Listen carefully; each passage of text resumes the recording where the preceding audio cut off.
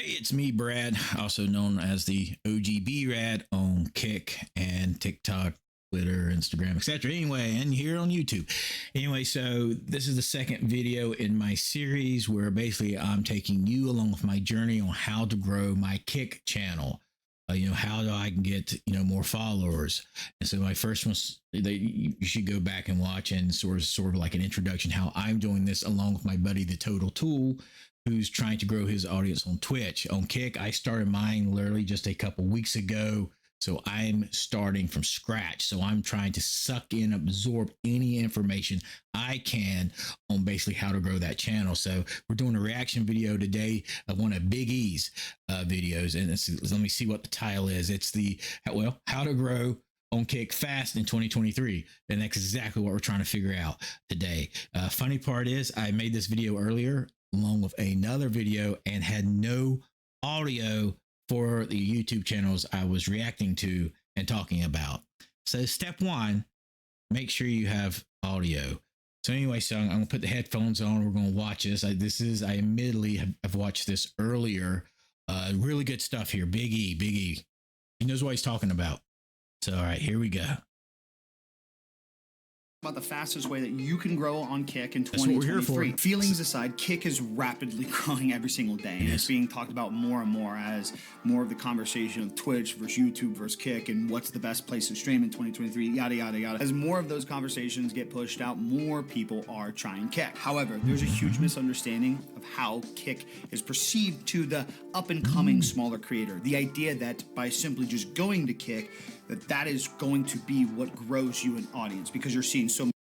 This is no different than in real life. If you're going to start a business and you rent a storefront on Main Street and you put your sign out and you got all your wonderful products inside, that doesn't mean people's actually going to come. It's just because you built it don't mean they're going to come. No, that's a Kevin Costner movie. It's no different on the internet. Just because you got a channel or a website doesn't mean people's going to come. You have to drive that traffic to there, just like you have to drive that traffic to your storefront on Main Street. So yeah, Big E, he knows what he's talking about. It's really neat how there's not much difference between the business world and basically, starting a channel, which is business, I know, but a lot of people aren't connecting the two.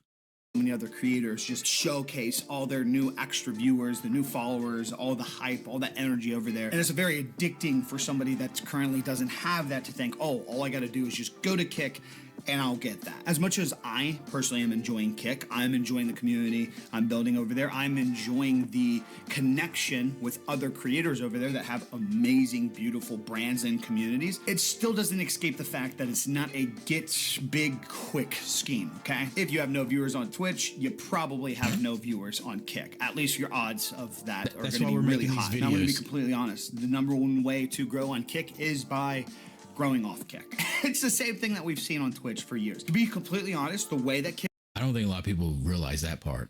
Like, I didn't originally.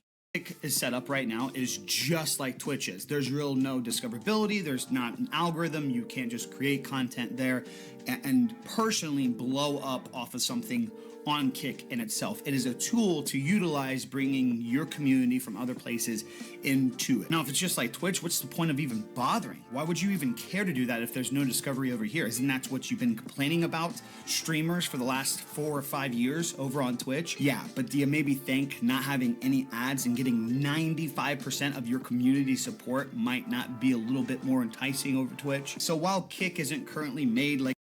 If you're wondering what he's talking about, on Twitch, you can basically have the commercials in front of your stream, like you see all the time. You make money off that. And then, of course, you got subscribers and all that. And you get half that money. It's 50%. On Kick, basically, your subscribers is the only way to make money.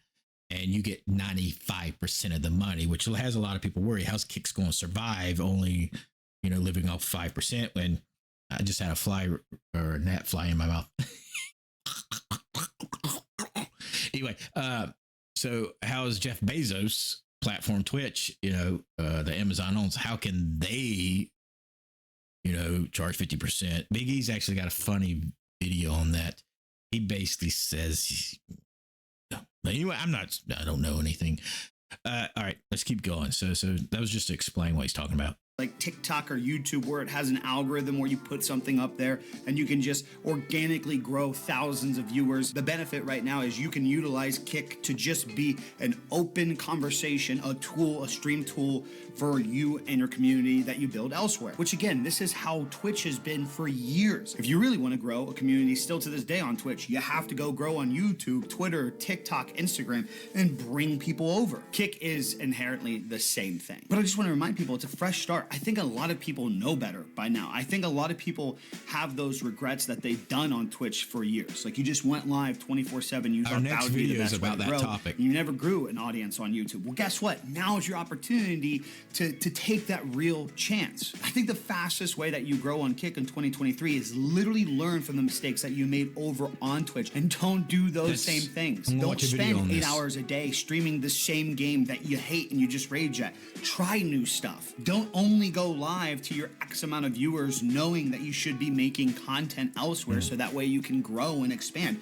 Actually take the opportunity to go do those things and bring those new viewers over to Kick. Take this video today as an example. I'm sitting down today as somebody who currently has a couple hundred active congruent viewers over on Kick, and I'm explaining to you all over a how to grow on Kick this year video on what I would suggest for you all to do to grow on Kick. Hidden in this video in itself is going to be people that will come from YouTube and go over to Kick and have more conversations with me over there. So, for example, some people might be like, I don't know what content to make. Just the idea, just the journey of you learning Kick can be a conversation on other platforms. Over the last couple months, I've got That's exactly what we're doing. I'm taking you on my journey to figure all this out. Yeah.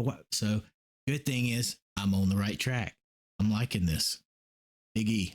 gotten millions of views in total across all social medias, having the open, honest conversation about Kick. Now, whether or not people like it and stick to their hypocritical views on this versus that, that's not my problem. The general idea in itself that over the last couple months, I've had this conversation about Kick, and now I have a lot of viewers on Kick, is not a magical addition. It's just pretty blatant, obvious content creation. I had a conversation about something, those videos did well. I stream on that something that I was talking about. People go from the videos and come to the stream. I know it almost seems so easy that it's stupid, but in all reality, content creation, really the biggest battle is like you showing up and doing this stuff. Where a lot of people would say over the last few years on Twitch and streaming in general that it's just been so tough and just the big get bigger and the small stay small. 99.9% of the time I could go to any of those small creator streams that just want handouts and want to be pushed to the front of the pack because it's hard and tough for everybody out here. Of those people, I go there and they are not producing any other conversation content and any other website in the world.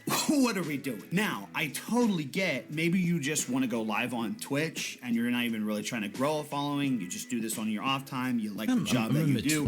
And streaming is just an escape. That's great. You're probably not even really going to care to watch this video today because we're really talking about the idea of like you actually want to grow a brand and potentially do this full time someday. I get it. Not everybody has to be a full-time creator. Not everybody wants to make an earning off this.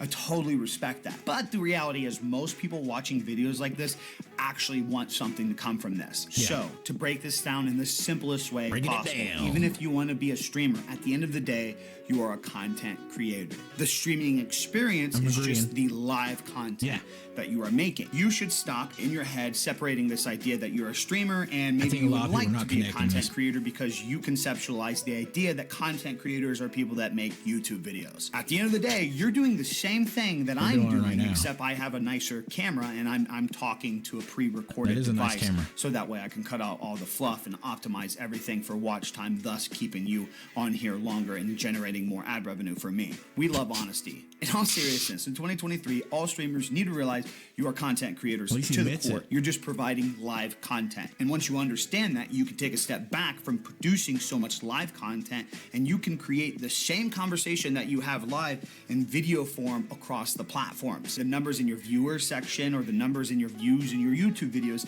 those are all people behind the screen. Those are people that want to engage in the conversation, whether they dislike it or like it. And then over a period of time, you find like a core group of people that just really with everything that you have to say, and that's called your community. And you don't get a community without communicating. So I would suggest anybody that's either just starting streaming over on Kick or coming from 2, 3, 4 years of experience on Twitch and moving over to Kick, don't do the same shit you were doing before and look at just you and what you do as just a Twitch streamer. And then hopefully over time you figure out a way to be a content creator. You are a content creator, and now you have this fresh slate to do whatever the hell you want. Take every negative experience, every failure that you did over the last few years streaming on Twitch, and don't reapply that over on.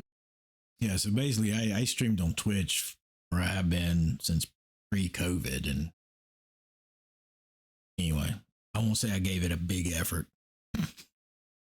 Kick, learn from those experiences. You know what? I had a really bad mental month the other month because I streamed like 250 hours over on Twitch, and just like I was so drained of my energy. 250 hours.